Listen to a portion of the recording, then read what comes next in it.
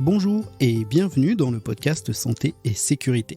Aujourd'hui, nous allons parler risques majeurs et alerte de la population. Du 16 au 19 mai 2022 aura lieu un exercice de sécurité civile de grande ampleur, l'exercice Domino. Il se déroulera dans les Bouches-du-Rhône et notamment sur les communes de Martigues, Châteauneuf-les-Martigues et Fos-sur-Mer. L'objectif de cet exercice est de tester le nouveau système d'alerte des populations mis en œuvre par la France, FR Alert. En effet, une directive européenne du 11 décembre 2018 impose à ses 27 États membres de mettre en place un système d'alerte aux populations géolocalisées via téléphone mobile avant le 21 juin 2022. Avant de vous expliquer ce qu'est FR Alert et comment cela fonctionne, faisons un point sur ce qu'est un risque majeur, comment nous en sommes alertés et ce que nous devons faire en cas d'alerte. Qu'est-ce qu'un risque majeur ? Je cite. Le risque majeur est la possibilité d'un événement d'origine naturelle ou anthropique, dont les conséquences peuvent affecter un grand nombre de personnes, occasionner des dommages importants sur les structures ou l'environnement, et dont la gravité est telle qu'elle dépasse les capacités de la société. Parmi les risques majeurs, on peut citer les inondations, les séismes, les mouvements de terrain et les coulées de boue, les tempêtes, les feux de forêt, les avalanches, les risques industriels, les risques nucléaires, les ruptures de barrages, ou encore les transports de matières dangereuses. Si vous souhaitez savoir si votre habitation ou votre lieu de travail est soumis à un risque majeur, je vous invite à visiter le site georisque.gouv.fr. Pour faire face aux risques majeurs, chaque département a mis en place un DDRM pour dossier départemental sur les risques majeurs. Dans ce dossier, on y consigne toutes les informations essentielles relatives aux risques majeurs du département, mais aussi toutes les mesures de prévention et de sauvegarde prévues pour limiter leurs effets. Ce dossier est public et est en général consultable en ligne sur le site web de votre préfecture.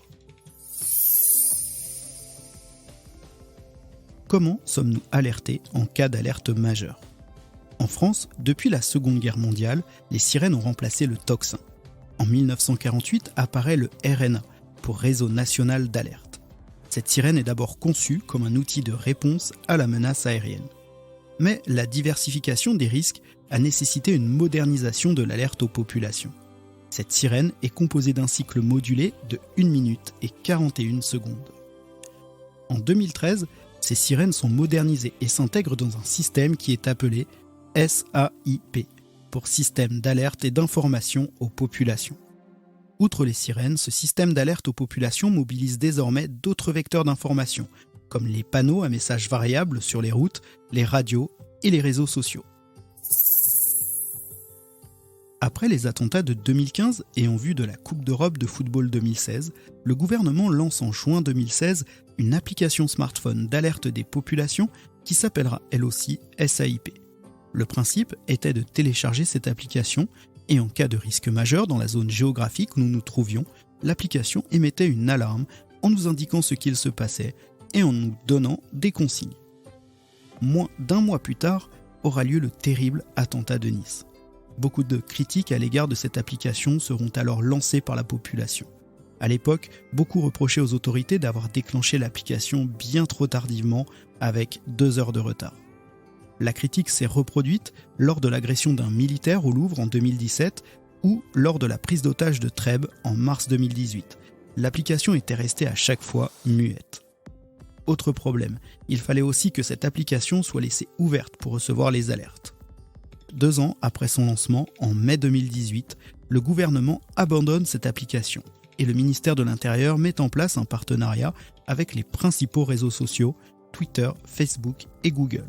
Mais aussi avec d'autres canaux de communication, la RATP, Vinci Autoroute, Radio France et France Télévisions. En cas de crise, Twitter assure désormais une visibilité aux messages du ministère de l'Intérieur via le compte Bovo_alerte. Un bandeau spécial pourra apparaître au-dessus du fil de chaque utilisateur s'il se trouve dans une zone ou un événement majeur en cours. Sur Facebook, le ministère de l'Intérieur a la possibilité de communiquer ces informations sur l'outil Safety Check, qui permet aux utilisateurs de Facebook de signaler à leurs proches qu'ils se trouvent en sécurité lors d'un événement.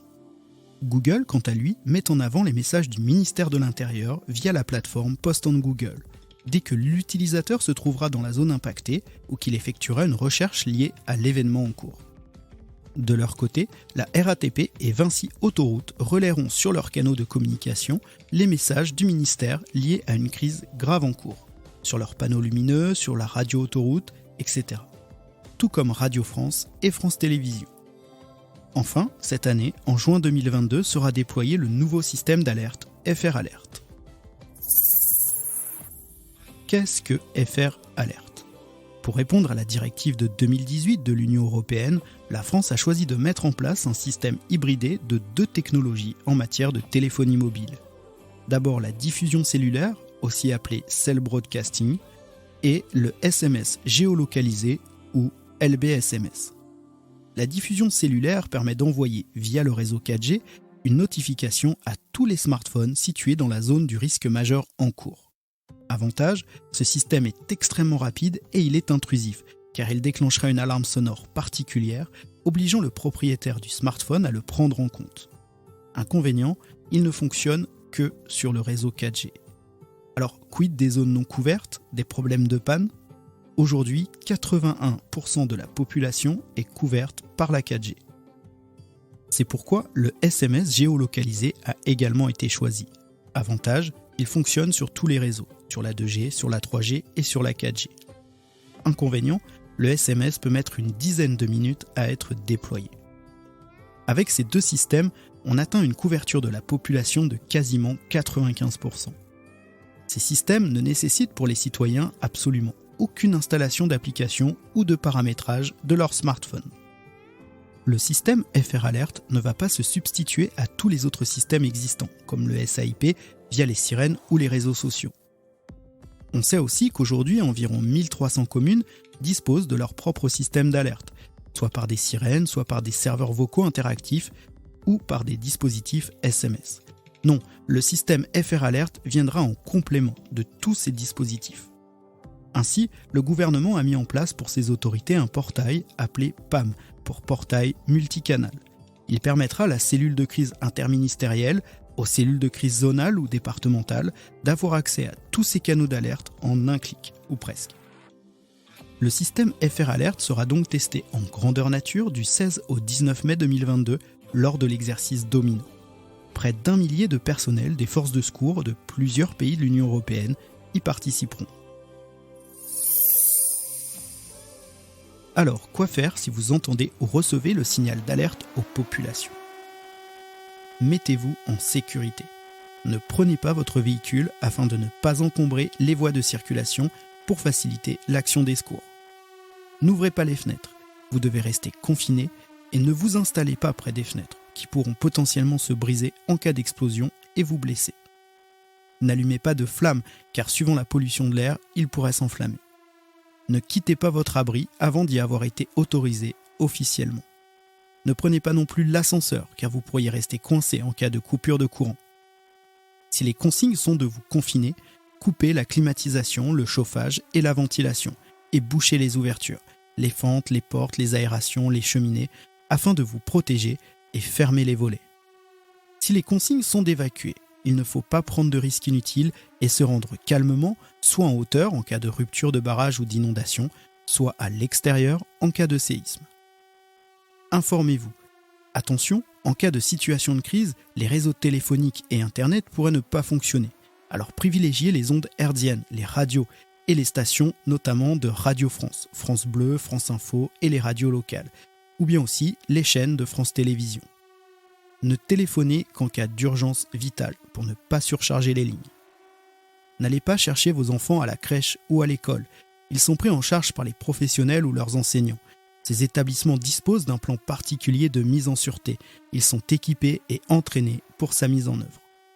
Si votre proche se trouve dans un établissement social, médico-social ou sanitaire, même consigne, ces établissements font l'objet d'une fiche de sécurité dans laquelle des mesures de sécurisation sont prévues.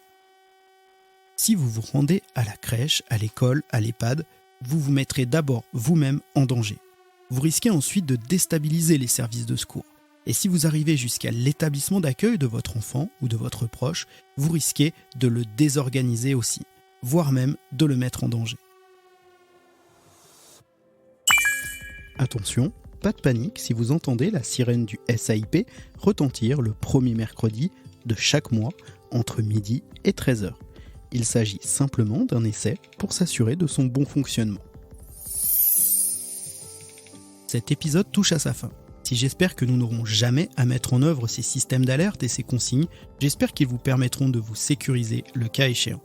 Comme d'habitude, je vous mets pas mal de ressources en lien en description de cet épisode, sur le site web de l'émission et sur les réseaux sociaux. N'hésitez pas à commenter, à partager et à parler de cet épisode autour de vous. Vous pouvez aussi mettre des étoiles ou des cœurs sur votre appli de podcast. C'est pas grand chose, mais ces simples actions agiteront les algorithmes et permettront à ce podcast d'être visible à un plus grand nombre. Je vous souhaite une belle journée, mais surtout, prenez soin de vous.